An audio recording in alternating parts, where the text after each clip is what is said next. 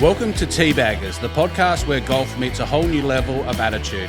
I'm Dale Smedley, co-founder of Golf Gods, and I'm here to bring you behind the scenes of the brand, the sport, and the people who make golf more than just a game. That's right. If you're here for stuffy country club talk, you might be in the wrong place. I'm Shaun Trevillian, mostly referred to as Bear, the co-founder of Golf Gods. And if you love golf and don't take life too seriously, then grab a drink, kick back, and join us for some stories, laughs, and maybe a few hot takes. In this podcast, we're digging into all things Golf Gods, from the crazy idea that started it all to the wins, the struggles, and everything in between.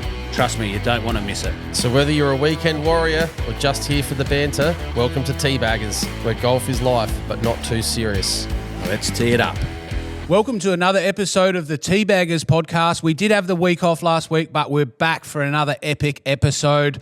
Shaun, mate, you're rocking the new Legacy stuff. You're looking good. New release and been well received and, feeling fresh. The Legacy lives on, Dale. Yeah, absolutely. It's very different to what we've traditionally put out there, but we're bringing some new bold designs back, some classics, just bringing it all back from the 90s, the 80s, something like that. Bit of a throwback style and retro. A bit of retro and like I said, been well received. Plenty of customers are happy so far, so loving it. And you got Gary the Gopher there on your chest, mate. Sitting on the chest, mate, and he's all about it. Our little logo there, so you will be able to see Gary the Gopher pop up on a bit of our branding and a few more bits and pieces of our new collections and things like that. So. Make sure you go jump over on our website, look at the Legacy collection because it is selling fast, and we've actually got a women's range now. So get your wife hats, t-shirts. Yep, got the whole kit and caboodle. Beautiful. So the Players' Championship this week. It was. Did you catch the end of it? Yeah. Well, the actual playoff was a bit early for us, so I woke up and had missed watching it. But tuned in for the event, and it was a bit of an exciting finish there on day 4. They had a rain delay, and went into overtime, and Rory gets the win. Yeah, it's an epic place, old TPC Sawgrass. We were there 2 years ago now. 23, yep. And just even walking around that place, it's quite an epic little course. Yep. I don't know what I would shoot if I had 18 holes there. There's a fair bit of water, a fair bit of bunkers, and quite long from what the pros were playing. It's quite a spectacle to watch on TV too. Like as you say, when you walk the course, it looks amazing, and it actually visually looks good on TV, so it's an exciting event to watch. Obviously 16, 17, 18, you got some solid finishing holes, and the island green on 17 always brings the action. And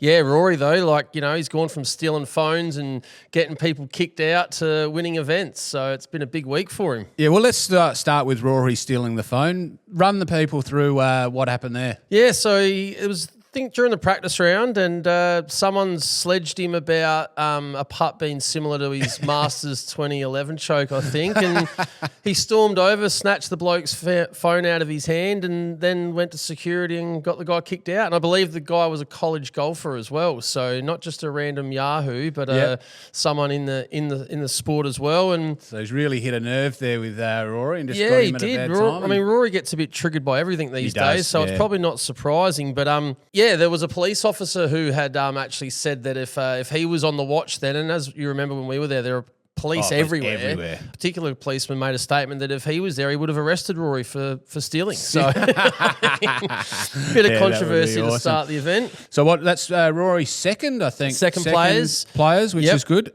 What's your thoughts on the 3-hole playoff? Because we've seen it over the time where, it's one hole, go out and, birdie it and you win, basically. 3-hole playoff and coming back the next day. What are your thoughts on that? Coming back the next day was a bit unfortunate because of the weather delay. I think they would have liked to get it done that night. But I like the 3-hole playoff. I think it adds a bit more golf to it than just, one good tee shot could do it for you. Make some dial in, and unfortunately JJ made a splash on 17, and that was his whole event over. And I think it's good. Bit more golf than just the one hole, I reckon. Yeah, awesome. So I think Rory went from a playoff in the morning at the Players to a TGL playoff in the afternoon. Yeah. So he's just it's in Florida. Both of them are in Florida. So he's just gone from Jacksonville down to West Palm Beach and just killed it. Yeah. I don't know if he actually won. Was it only just finished, hasn't it? So I haven't seen the results either. I haven't seen the results either. But obviously one other thing that we got to see at the Players this year was the Creator Classic. Now that's a new sort of format where the PGA are jumping on the YouTube golf sensation with the amount of people that are just loving watching these amateur golfers, basically. Did you watch it? I watched it. Yeah, I tuned in. I think I watched the first hole, and as in from the first tee was Kyle Berkshire and our boy Bobby Ray on the bag there. And I must admit, after the first hole, I kind of thought, I don't really know what I'm watching here, because I don't watch YouTube golf at all. So I know who they are and see their social content. But I got into it, and I thought by the end it was quite exciting. It was good to watch the amateurs, how they apply their trade. And as a lead into the main event of the actual event, I think it's interesting. I'd rather that than see Brandel Chamberlain sitting at the booth talking bullshit about... Yeah, I'd rather watch Paige do... walking around. Yeah, exactly.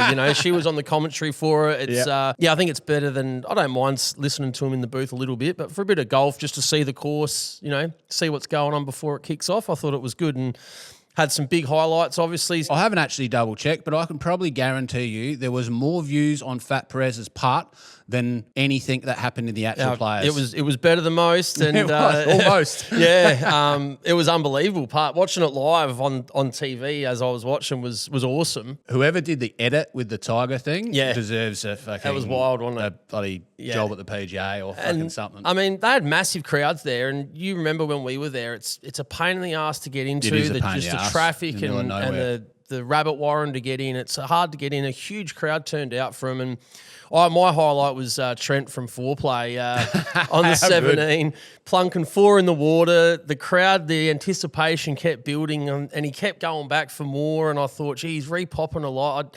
I think I'd probably chuck it in and just give up, but he stuck to it. And when he hit the green, the crowd were chanting for him. When he hit the green, the commentators were saying it was one of the loudest roars they've heard on 17, and it was a huge crowd, so it's probably not too far off the truth. They're definitely turning up and representing to watch these YouTube golfers, I guess, and obviously great for social media and the everyday bloke, and I think that's why it's relatable, because it is a bloke exactly, and that's why I kind of got into it initially, eventually, because I was like, this is relatable. Fat Perez hit a snap hook off the first tee, and I'd never watched him play golf. I thought this guy was a gun, and he ends up absolutely. So what did Trent end up? 60 over through 9 holes? Yeah, no, Trent shot 63 through 8 holes, I think. So he was 28 over or something. And then someone goes out and shoots a 60. Yeah. For 18. Yeah. So that puts in perspective the difference. Absolutely. But it was good to see old Trent there. I'm glad out of all the Barstool guys that it was Trent. He was good. I think he adds more value to it. Yeah. And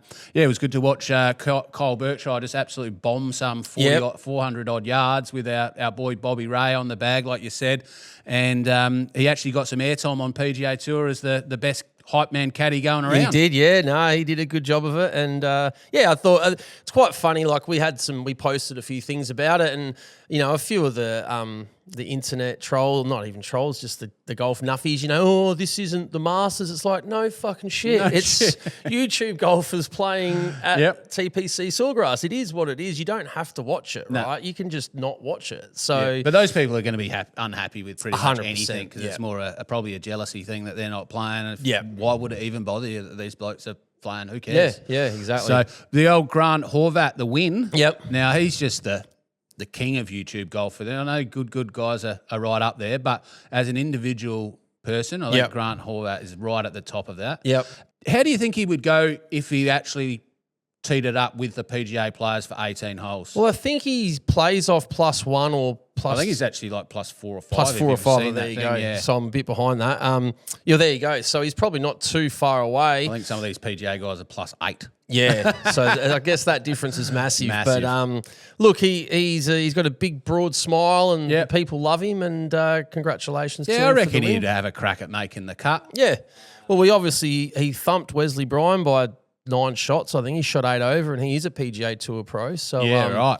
So I'm interested to see if the PGA continue with that. I think the popularity's there. Yep. They look at views more than anything. How many eyeballs are on their sport? Yep. And to be honest, it pulls more eyeballs than a lot of the events do. And I mean, all of the content creators that played are going to be posting it on all their channels. Yep. We posted about it. Everyone, Golf Digest talked about it. Yep. So it gets huge coverage, and it's relatable. It's fun to see. It's good. It is. So one of the other things we did see at the players this year was Bud Cauley. Yeah, have you heard about him? Yeah, what a story. It's from the images of that crash to imagine coming back and playing pro sport. Absolutely. Let me just run through some of the stats and his timeline of golf. Yep. He grew up 6 miles away from TPC Sawgrass, which is obviously a local then. 2009, freshman of the year at the Walkers Cup, which is like an amateur version of the Ryder Cup, but it's US versus UK. So a lot of those college kids are playing that. Yep. I think Ricky Fowler was sort of in that team with him, so that's who he was playing growing up with. As a 21-year-old, in 2011, had 5 top 15 finishes in 11 starts to get his tour status. Yep, nice. Going all right. Yep. 2018, had a major crash, had surgery on broken ribs, broken legs, and a collapsed lung. And like you said, we'll throw the photo up. It didn't look like anyone should survive that. No. 2025, making just his 23rd start in 4.5 years, is competing for a Sunday win at the Players' Championship, which was last Sunday. It was actually his 35th birthday as well. Wow. And ended up not quite getting the win, but finished top 5, and that made him just over $1 million. Yeah. Like you say, from the images of that crash, and he's obviously good friends with Jordan Spieth and Justin Thomas, I think. Yep. So I'd imagine it'd be pretty emotional for all of them to see him go through that and come back and $1 million in the bank now and a good result and playing good golf. And, you know, a lot of people were really rooting for him on that Sunday because he's a local and it's a big story. So yeah, I think even JT said he'd rather him win than maybe himself. Yeah, just the amount of work he's put in. But I reckon he's one to watch over the next. Definitely has a little good track record. Not many starts, but chip away with some top 15s. Good form, and you'll be good. Obviously, talking about the world ranking points, we've spoke about on the show before. Our boy Joel Dahmen, he continues to rise. Yes. So the first time we spoke about him, he was the bloke that had the extra club in the bag, which is an absolute no-no. Yep. Then I think he finished maybe 123rd, 24th, 25th, somewhere around that bottom 2 or 3 players to keep his card last year. Yep. And then this year, he's absolutely flying. Yeah.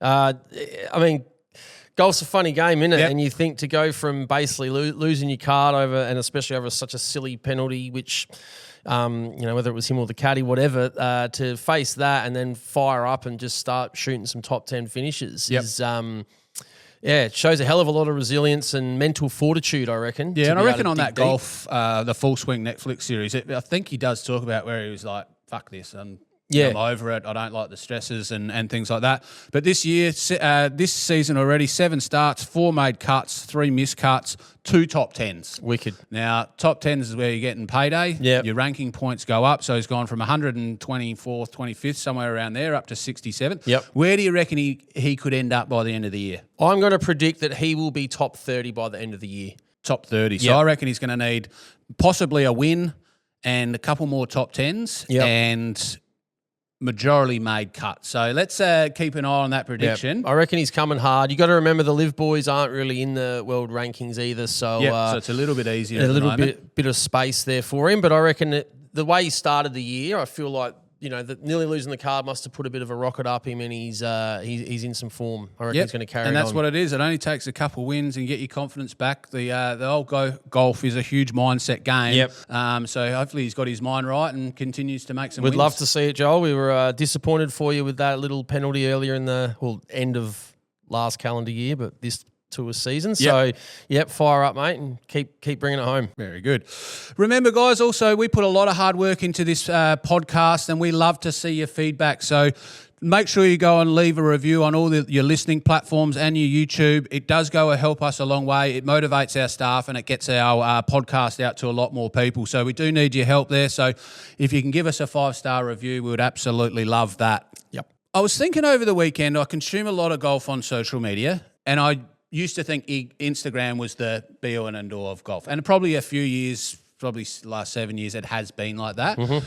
Where do you think the best golf content is being put? Obviously, YouTube is flying with the amount of popularity they're getting, but is that the most consumed and things like that? TikTok, Instagram, Facebook. What are your thoughts at the moment of where you're finding the best content? For me, it's a bit of a combination of looking at X for news grabs and information. Yep. and probably still Instagram. Maybe I'm a bit old school and still stuck on the gram for my golf content, but that's probably between those two is where I kind of sit if I want to find out something that's going on. What about you? I over the weekend I was thinking it's TikTok. TikTok. I'm actually consuming so much golf on TikTok. It's not funny. I'm a short content type of guy. I don't watch any of the long form stuff. I don't care about a 3v3 good versus someone else competition. I like short, funny, engaging content, and that's where I think. So I think for me personally, I'm really loving the TikTok content. But I'd love to know your guys' thoughts. Let us know at home whether you're finding the best content on TikTok, YouTube, X, Reddit, anything like that. But the amount of golf content as a consumable thing is out of this world at the moment. Well, I think just TikTok as a platform feels a bit like Instagram used to be, doesn't it? Like you can post a video and it can get big views and lots of engagement. It feels a lot more and it goes instantly. Yeah, the way Instagram's just so throttled down now. It's TikTok is a fun platform. I don't mess around on it too much, but and probably don't consume as much as yourself. But I do like the fact that it feels a bit more organically able to get content out there. Compared to how Instagram used to be back in the day when we started. Yeah, that's right. So one of the funniest videos I did see on social media this week was at the Players' Championship. We will put the video up as a roll as I talk about it. But there's a crowd, probably 10 to 15 people deep. A young bloke's got his kid in his hand. The kid's probably about 4 or 5 years old.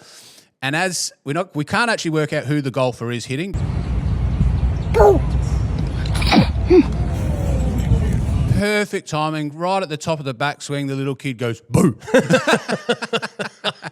And you can see, I'm assuming it's the mum or something standing next to him. She just sort of drops the phone and the player's just gone, who the fuck is this? What is going on? But I thought that was quite funny because he definitely did not do that intentionally. Just sort of great opportunity to give him a little scare. Little kid being a bit cheeky. And look, I mean, luckily it was done early enough that the golfer could stop his swing because we don't like talking in the backswing and all that, which is fine. But it was early enough that he could step away and just take a breath. So it didn't affect his shot. But it was pretty comical and bit cheeky and a bit cute from a little kid just to let rip out of nowhere. And we have a little bit of experience with that type of thing myself, don't you? We were at a golf event, an Australian PGA event, and we had the young boys out there. We actually took our football and we were kicking the football around, having a bit of fun, being very respectful. And my young lad decided to pick up a stick. And I think he accidentally stepped on it and snapped the stick right in the backswing of one of the players' golf swing, and he's put it far right. And he wasn't happy, was he? Look, in defence of your lad, he took about 4.5 minutes over the ball before he hit the damn thing, and there was only a group of about 30 of us with him at the time, and it was dead silent that entire fucking time, not a sound, and we were getting to the point like, I'm scared to breathe because I'm holding my breath. Like, just please hit this damn ball. And because we had young kids at the time, we're like keeping them quiet, like fucking hit the ball, mate. And your lad's taken a step, a stick snapped right as he swung back and he got angry. And it's unfortunate. Little kids don't mean nothing by it. We had a lot of people come up to us and say basically what I just said, hey, he took ages and your kids have been great. They haven't disrupted anyone, and it was just a bit unfortunate. But so that is unfortunate. But also do remember, if you are a grown adult out there at a pro event, just leave the stupid comments till after they've swung. Yeah, absolutely. As adults, come on, guys. That's it. Yeah. So, LIV Golf. Yes. Another huge win by Joaquín Niemann. Yeah, well, I think we've discussed this, that after you interviewed him before LIV Adelaide, I think he's I don't think he can be beaten at the moment. No. So I don't know what you said to him, or if you gave him that West End draft to drink, or a Villiers pie. I don't know what it was, but he's on absolute fire at the moment. I did see a little stat. Now, I've got two conflicting stats over the time, but I'm going to go with the lesser amount. That since joining LIV as a prize money, he's won over $50 million for prize money. Never alone is probably his 25% cut in Torquay Golf Club, his sign-on fund bonus to come over, and any sponsorship money. But $50 million in just under 3 years. Yeah, that's huge. He's prize money. Yeah, he's in some incredible form. And there is a little bit of talk around on the X, I was going to call it Twitter, around is he in the top 5? I think Phil Mickelson's come out and said he's number 1. What are your thoughts? Yeah, I mean, This is why, we're only not that 28 days I think it is from the Masters, and the majors become a bit of a grand final of PGA and LIV now, and I don't think that defines a golfer because they can have an off round or it might not be their day or whatever, but I really hope he goes deep there because it'd go a long way to proving that. Yeah, because his form suggests he probably is definitely in that conversation. If there was a number one for the most effortless swing, he's got it by a country mile. There's no doubt. Yeah, and Scotty Scheffler, the shoe shuffle Scheffler is compared to Joaquín, completely different swings. Well, I think Phil's come out and said he won't win an event before the Ryder Cup. Yeah, so now that's big considering his last year's performance and how dominant he was. Yeah. Now I don't know what Phil's saying, but I'm going to back Phil. And well, I back him with Joaquín being number one. I find that pretty hard at the moment. In current form in the last 2 years, I mean, he's definitely in the chat anyway. So, and we won't know what he would have done had he been on PGA Tour, whether he would have been legitimately number one. But he's in some crazy form. Yeah, absolutely. No, good luck to him, and we'll be keen watchers of the season to see where he ends up. Yep. Controversial content of the week for the podcast. We always like to talk about something that's got a little bit of controversy, and I want people to tell me at home, do you agree that pro shop managers / workers are the most grumpiest people in the world?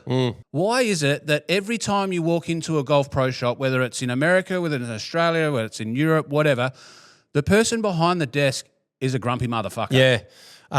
It's a horrible feeling, isn't it? You don't want to go in there. Nah. You got to do it. You got to go check in and do all your thing, and then you walk out and think, oh, God, I just feel miserable after that. I can understand that you are a Mars bar salesman and a Powerade, Gatorade salesman, and you're not really doing too much about other than taking a few competition fees and things like that. But I just cannot understand that everywhere you go, and this is everywhere, that they're absolutely boring as batshit. They're never happy. They never smile. They never give you too much. And I know there's probably some golfers that can be a bit annoying, but is it because they're pissed off that they have gone from, I want to be have a profession in golf. I'm not a professional golfer. I've got to teach shitty 22 handicappers, and then I've got to sit behind a desk like us, and sit behind a desk and greet everyone as they go for an enjoyable 18 holes. I don't know. I mean, it's a customer service role, isn't it? Like you're like you say, you're selling stuff, you're selling goods. You are effectively a retail worker. Yep. If you walked into a clothes shop and someone basically was just fucking rude to you, you just walk out. You go. You reckon Louis Vuitton salespeople are? I couldn't imagine. No, I reckon they're pretty friendly and try to rope you in. Whereas absolutely, they're the opposite. You're treated like kings when you walk into Louis Vuitton. Yep. You walk into Royal Melbourne, or I'm not going to say it is Royal Melbourne, but a high end club like that. And I can guarantee you there's not a smile on those blokes' face. And the other thing that annoys me about it is not just the demeanour, it's when you go and they've just aerated the greens, they don't fucking tell you. No, they won't tell you. Or there's a hole out of play, they don't even tell you. So it's like, where's the actual service here? Yep. Like, even if it wasn't a discount, just bloody warn us what we're in for. Yeah, you get 100%. none of that. You just get grumpiness and get the card thrown at you and get the hell out, basically. Give me your comp fees, and if you don't want to pay your comp fees, you get a frowned upon look. Yeah. But golf pro shop managers, workers, do something better, be happier, smile, and let us know, guys. Why are you so unhappy? Like, give us some feedback. Give us some feedback in the comments. What we is know it? you want to open up to us. Bear cares. We care, but we just want you to be happy, but you're not. Talk to us. What's going on? Yeah. So we want the feedback on why you're so grumpy. Yep. All right. What's on in golf this coming week? Well, PGA Tour, we've got obviously the players are only, I think, 28 days from the Masters, so this is the run-in now, and I think we've got the Valspar Championship this week. It's a bit of a Johnny Nobody field generally. They're now warm-ups, aren't they? There's that, the Houston Open, the Texas Open. There's people tuning in for Augusta. So I guess there'll be a bit of interest around form and who's playing well in the lead-up to the Masters, but certainly not as exciting as the players, but we'll see that. Sort of a week off there for the PGA Tour. Yep. LIV got it's a week off this week. Yep. And then in their lead up to April 4th where they're playing Trump Doral. Yeah, so the Blue Monster, and I think it's the hardest course on their schedule. Yeah, so we actually asked Joaquín Niemann himself, what's the hardest course on the LIV schedule? Yep. And he said this one by a country mile. Yeah. Well, I guess we'll that's a week before the Masters, so we'll find out how his form's looking when he plays that. That's it. A good indication of how he's travelling. Yep. Yeah, what else have we got, Dale? The Australian PGA Tour, we've got the Heritage Classic in Victoria. Yep. Our boy Lockie Barker will be out there. They'll be out there, so good luck to him and the Australian players. And then, as you said, we've got the Masters coming up. Early winner prediction? I'm going to go, and I backed him for the players and he missed the cut, but I'm going to stick with him as Ludwig Aberg. Yep. I think he's got good form, and I think he's going to right the wrong of the players where he cost me some dough missing the cut, and I think he's going to he's my early Masters prediction. Nice. What about you? I've got hopefully Joaquim's actually in there. Yep. But I'm going to go for Joaquín to win. I just think he'll cement his status as one of the best players in the world, even though the rankings don't say that, with a win, and then he'll continue on his merry way, just making shitloads of bank and I certainly hope he does. It'd be great to see. Yeah, that's it. So that's a wrap for the Teabaggers podcast. Thanks for joining in. Look forward to seeing you next week.